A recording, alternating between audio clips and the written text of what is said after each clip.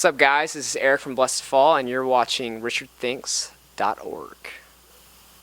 Hey everybody, this is Richard, RichardThinks.org. We are at the Crowd Surf America tour with Eric from Blessthefall. How you doing today, sir? Good, man. Hanging hard. Cool. So how's this tour going for you? Like, I want to say like we're a few weeks in. Yeah, we're actually just curving around the midway point. It's been rad, man. We just did we did the West Coast first, and then we kind of swung down to the South. We just did a couple shows we've never played before in North Carolina and Alabama, so that was kind of cool going there for the first time. But we're about to hit pretty much the heartbeat of the tour, hitting the East Coast. It's always the best shows, so it's gonna be awesome. Now, what about the East Coast like separates like from the rest of the shows? Dude, everything. It's crazy. Like the people, the energy, the love for music. Like I mean, I'm living on the West Coast and I love the West Coast, but there's something about the East Coast, man. Like kids are just bonkers the whole time, so I'm stoked, man. So I think the important question of the day is, I've seen, like looking at your guys' Instagram and everything, how many games of Mario Kart have been played so far? Well, we play tournaments. So the way we do it is that we play every single category, and there's 4 categories, and there's 4 races in each one.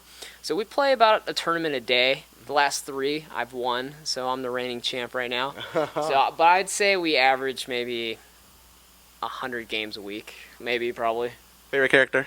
I'm Toad and the Turtle.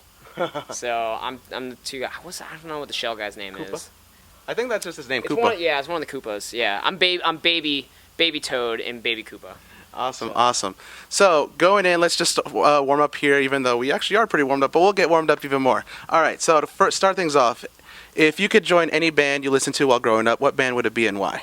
Thrice. It's my favorite band of all time, and they're the reason I play guitar the way I do. So. Awesome, good choice. And what is the most randomest thing you've ever eaten on tour, whether it be in the States or anywhere else in the world? Chicken heart. Heart? We went down to Brazil and we did like one of those crazy Brazilian barbecues when they like shave the meat off, so they start coming around with all this weird shit. I mean, I think I had horse tongue too, which was disgusting. Chicken heart was okay; it was just chewy, but it was definitely very weird, to say the least. Like back at Warped Tour earlier this year, we actually spoke to everybody, and they all named like random stuff from like the Brazilian grills. So yeah. I kind of want to go out there and try it. Yeah, it's good, but it's weird and different, and you kind of gotta get past the fact that it's not coming from like a muscle tissue. Yeah. Well, I guess heart is muscle, but it's still weird. But it's cool. I don't know. I'm more of a chicken liver fan myself, and everybody just like always screams when they see me. And I'm like, don't knock it until you try it. It's true. And last one, if you could see any musician, be it a singer or a band, cover a Blessthefall song, what song would you see covered and by whom? Would it be Dead or Alive? Dead or Alive, let's do it. Michael Jackson. That would be the coolest thing of all time. Michael Jackson doing "Hey Baby" would be fucking awesome. So do like a little dance routine. Yeah, you do a little dance routine. You do a little hee hee. Yeah, you do that thing. That'd be epic. All right, so going in, Hollow Bodies has been out almost a year now, I want to say. And how do you feel now about the album now that it's been out for quite some time now? It's crazy, man. Like when we play new songs, that's the reaction now. Like that's what kids are waiting for. So that's definitely a very humbling feeling for us. That when kids are into your new stuff, that's a good sign.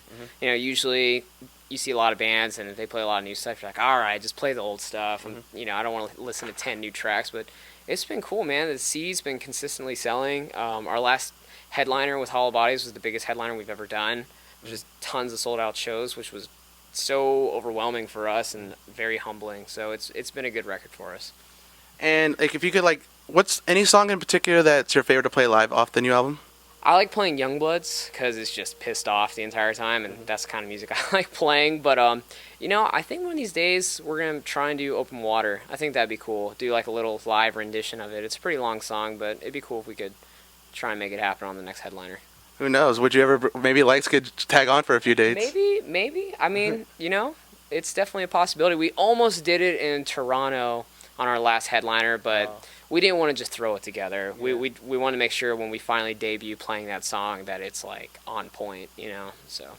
Well, talking about, practicing songs and everything, like at the beginning of a tour, like when you guys go to rehearsals, like what goes into like picking new songs, especially like when you have like a new album out? It's getting harder and harder with all the new albums now that our discography is just, it's 4 CDs now, and then we're like, all right, well, we got to choose from 40 to 50 songs. Okay, his last one. We'll pretty much write out all the songs that we would play from every single record, and then we kind of have majority vote. Sometimes we'll ask the kids on Facebook, like, what songs do you want to hear? We take that into a big part of it. So it's getting more and more complex as our discography is growing.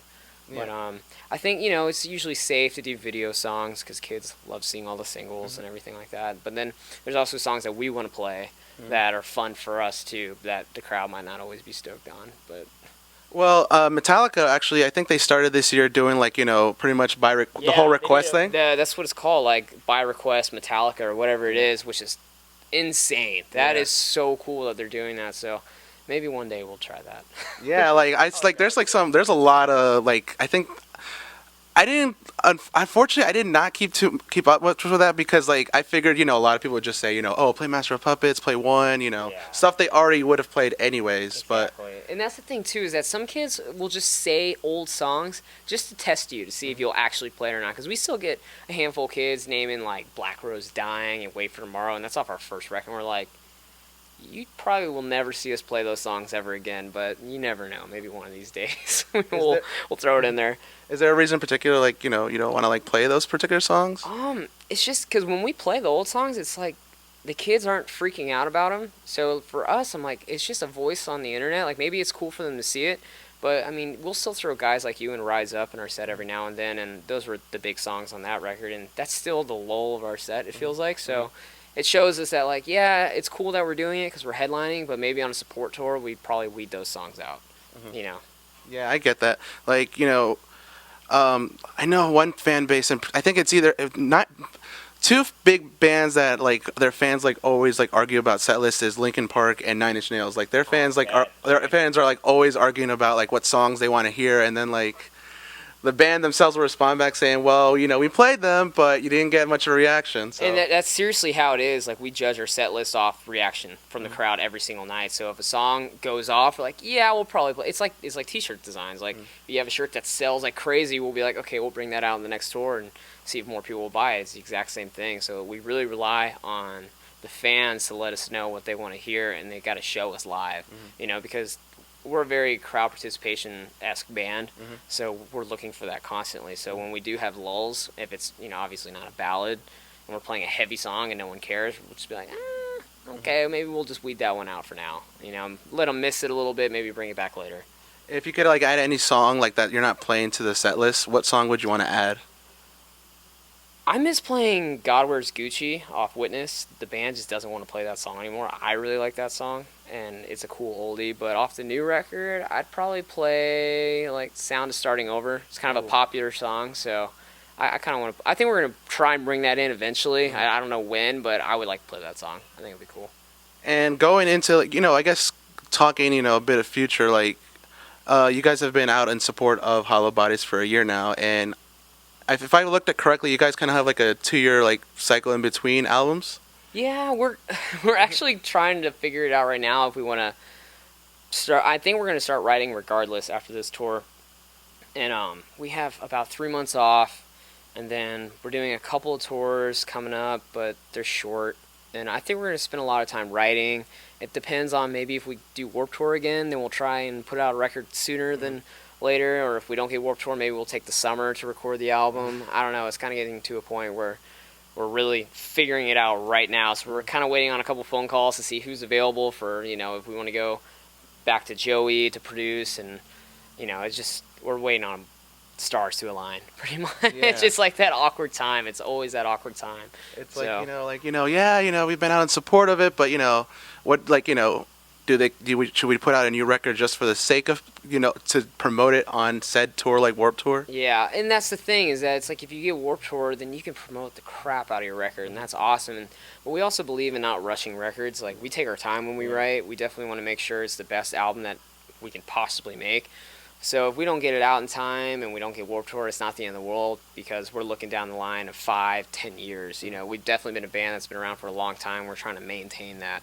So we're not trying to be a flash in the pan, I guess. Yeah, you can't force creativity. That's yeah, seriously. I like, like there's bands that like, try to put out like a new album like every year. It seems like so, and like, they end up like it doesn't sound inspired. It doesn't sound inspired, and it just sounds, no pun intended, hollow. But it's true, man. Like some bands just they'll sit down for 2 months, think they can write an album, and every song will sound somewhat similar, and you can tell that they didn't take that much time. And then, they were a band that was up here at one point, and they put out that record that no one really cares about, and that's all it takes is to fall off in this scene.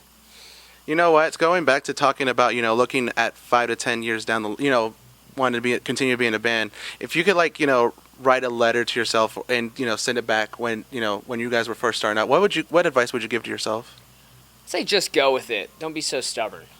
I'm definitely like kind of like the business guy in the band. I think sometimes I really need to just let the reins go sometimes. So I think I would tell myself just chill out a little bit, have fun with it, don't worry about it, don't take it so seriously. Awesome advice. Well, thank you very much for your time. Was there anything else that you'd like to add? No, thanks for coming out to the shows, and hopefully we'll be coming to a town near you. Very cool. Eric from Blessthefall. Hollow Bodies is out now through Fearless Records. Richard, RichardThinks.org. Thanks for tuning in. We'll see you later. Awesome. Peace. That, and doing these small clubs and learning from those guys, it continues all the way up, like all the way up the chain until you get the opportunity for us to do something crazy like this, where we get to play with bands like Avenged Sevenfold and Korn, who for a band like us and the like you said, the side of music that